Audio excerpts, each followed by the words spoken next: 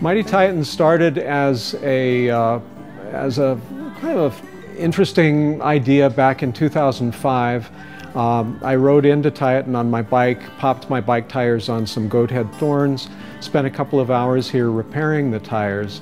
Noticed that there were a number of storefronts and warehouses in proximity of the park in the center of Tieton that looked like they would be very affordable.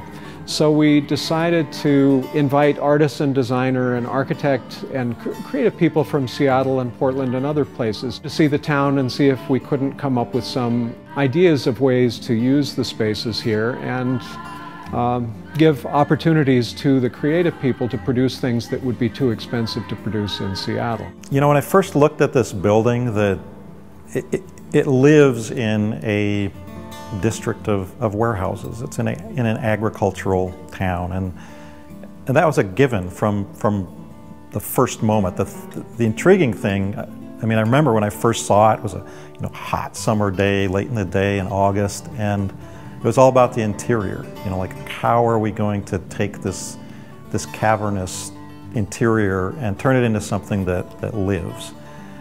And that's really where it started. It didn't really have to think about the exterior all that much because we knew it was always going to look like a warehouse and that it should always look like a warehouse.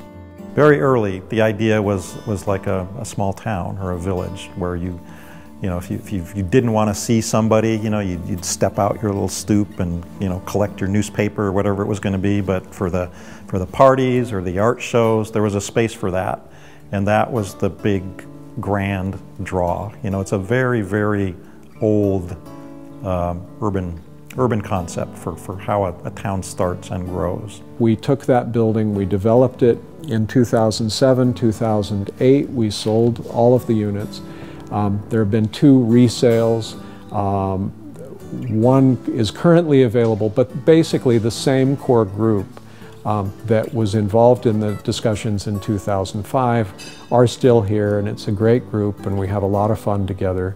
And out of that group, a couple of other enterprises have developed. I am extremely pleased with the outcome of this project. It's one of my favorite projects that I've ever done, and I think it captures for me the spirit of how design should work, and that there's a sophistication of thought to it, but the execution is not fetishized, if that makes sense.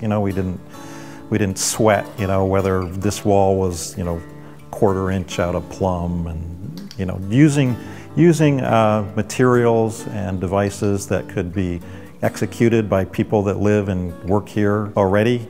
It's really part of this kind of Eastern Washington agricultural functional aesthetic is the way I look at it.